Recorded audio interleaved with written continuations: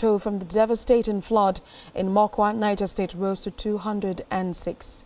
Governor Umaru Bago visited the affected communities and announced 1 billion naira donation to support families impacted by the disaster. As part of the relief effort, 50,000 bags of grains were ordered for immediate distribution. The governor also stated that land will be provided for the federal government to begin resettling displaced residents. The state said it has awarded 7 billion naira contracts for the reconstruction of the Raba Road Bridge, which was destroyed by the flood. We want to thank everybody for their empathy, for their good messages, and also for their support. We are grateful to the president of this country, Bola Ahmed Tinubu, who was represented by the vice president, Kashim Shettima, where he sympathized with our situation and made a pledge of 2 billion naira for the settlement of the affected families.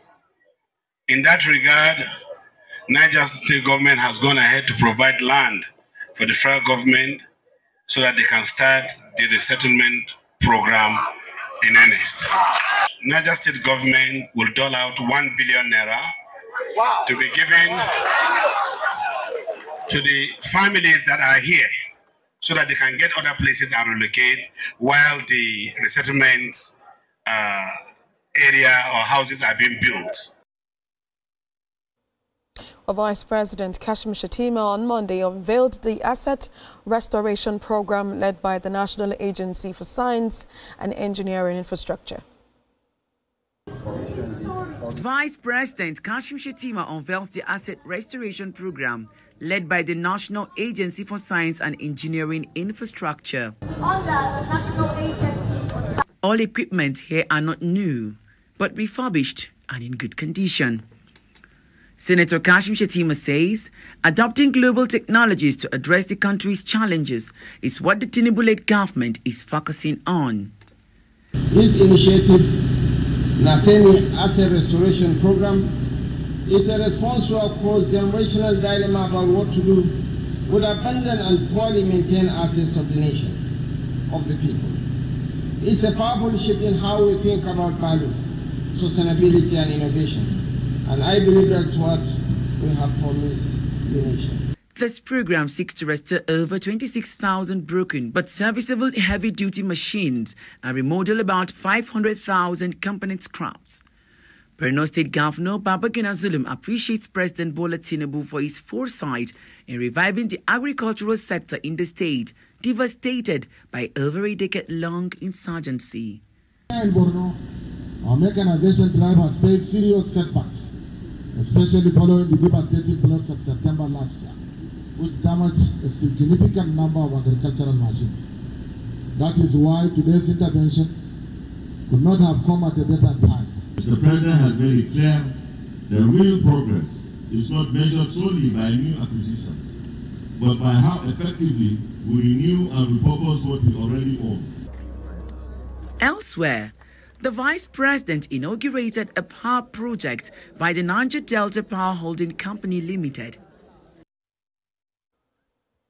On Tuesday, dignitaries gathered in Abuja to inaugurate the rehabilitated and refurbished Bola Ahmed Tinubu International Conference Center.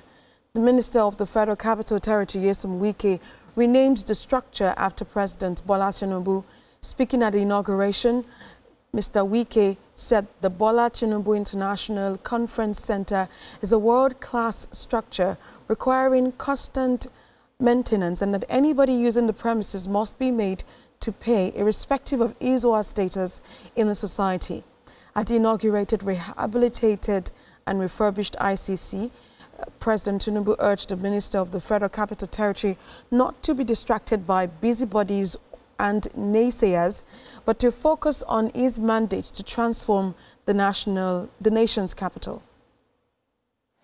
The International Conference Center is part of our country's larger vision to become a hub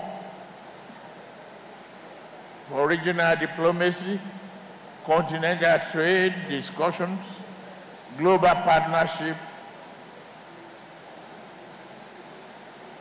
and many more thoughtful, well outlined goals that reflects our Nigerian first. Within 8 months, Mr. President, this is what we have. And I think that without your leadership, it wouldn't have been possible. You are not the only president who have come here. So many presidents have come here. Nobody has said, this is not what Nigeria needs. But because of your leadership, you gave a marching order. This is not the quality to show that Nigeria is a giant of Africa. Today, this international Bola Ahmed Tinubu International Conference can match any other international conference. A flashback to Wednesday when a joint team from the World Bank and the federal government of Nigeria visited Mokwa local government area of Niger State to commiserate with victims of the recent flood disaster and assess the level of destruction. The visit was part of the World Bank supported Akrisal project, which aims to build resilience in semi-arid landscapes.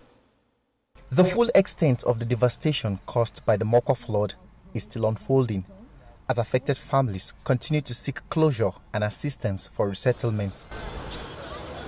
I lost about 3 of them, Ibrahim, Khadija and Aisha. Our house has been destroyed already by the flood, so there's nothing. We didn't even, not anything. We couldn't even account for anything there. Nothing.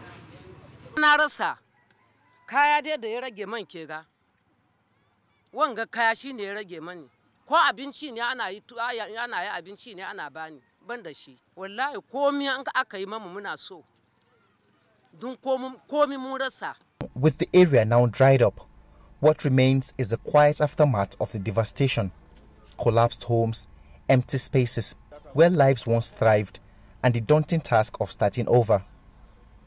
Going forward, a resettlement plan is now in motion to support displaced residents.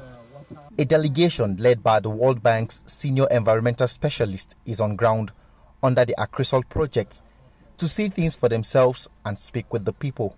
As part of the Akrisal project, we actually have approved the design for the rehabilitation of the gully around here before the flash flood happened. So we came to see whether the design is still adequate.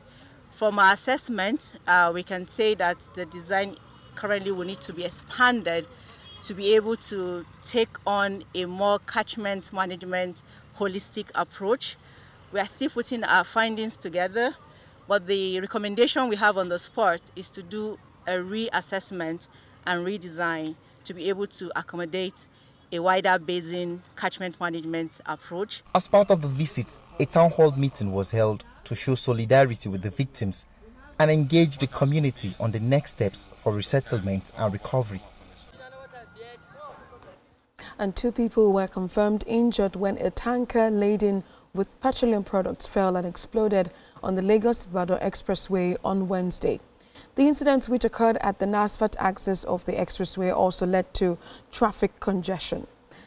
Public Relations Officer of the Ogun State Traffic Compliance and Enforcement Agency, Babatunde Akimbi, said the injured were taken to the Olabisi Onabanjo Teaching Hospital in Shagamu.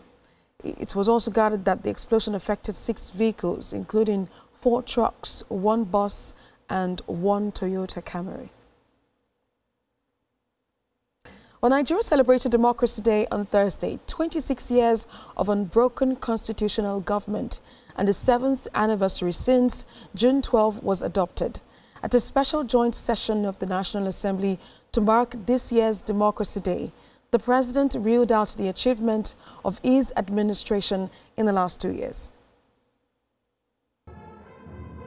President Bola Tinubu arrives the hallowed chambers of the House of Representatives to address a joint sitting of the National Assembly as Nigeria celebrates yet another Democracy Day. President of the Senate, Godswill Akpabio, sets the ball rolling. He welcomes Mr. President and his entourage into the Parliament. It was also a good opportunity for the 10th Senate to highlight some of its achievements in 2 years. Senator Akpabio calls for the creation of a June 12 museum to archive the memories of Nigeria's most credible election and its aftermath. Under President Bola Ahmed Tinubu's leadership, We have seen transformation in his bold approach to build and reform the decayed Nigeria.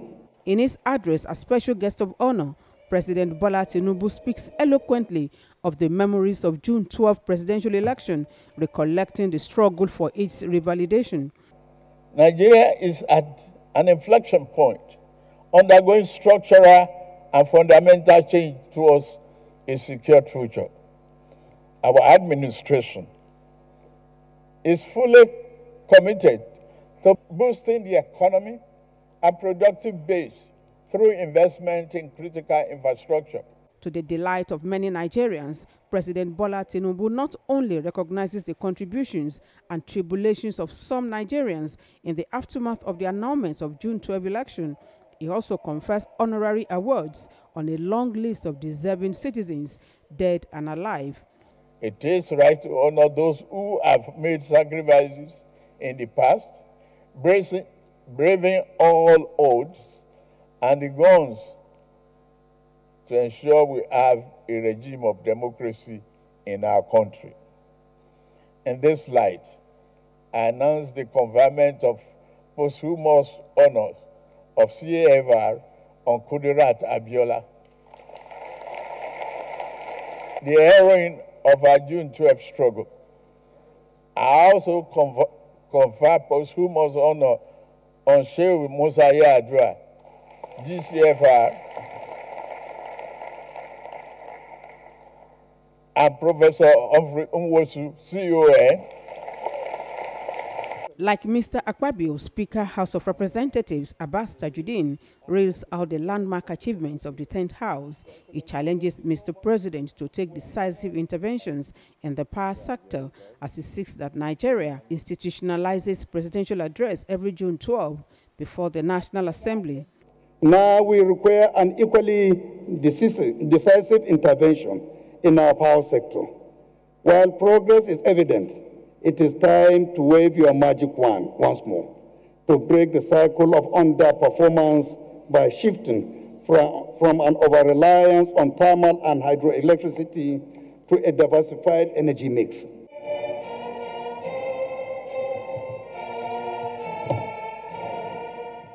And finally, on flashback, the Department of State Services on Friday told the Federal High Court sitting in Abuja that the leader of the indigenous people of Biafra, Nnamdi Kanu, allegedly smuggled a radio transmitter into the country, concealing it within household items to evade detection.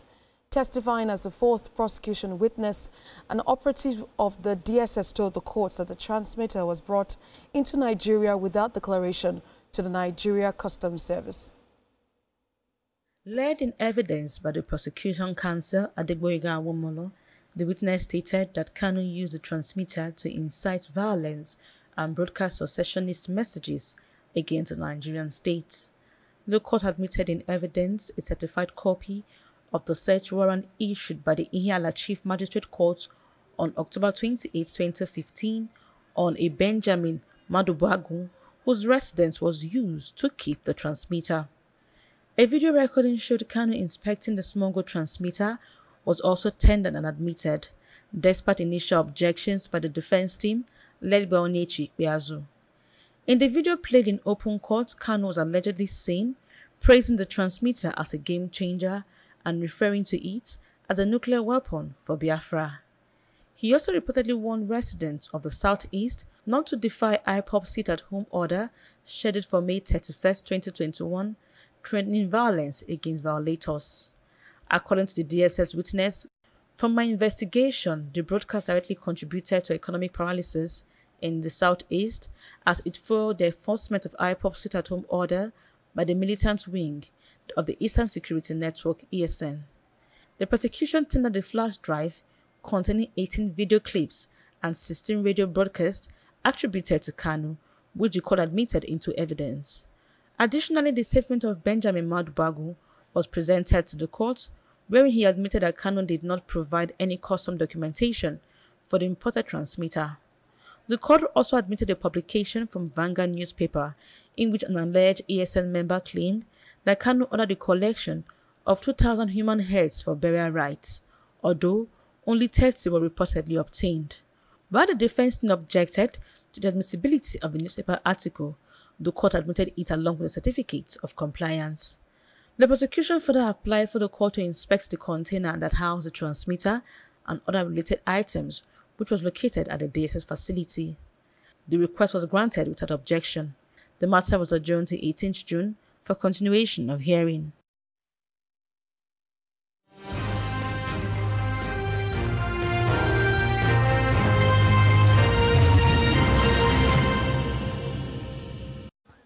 That's TVC News this hour. For more updates on the stories we're monitoring, you can visit our website, tvcnews.tv. You can also follow us on our social media platforms, Facebook, Instagram, and on X at TVC News NG. On YouTube, we're live at TVC News Nigeria. Thanks for watching.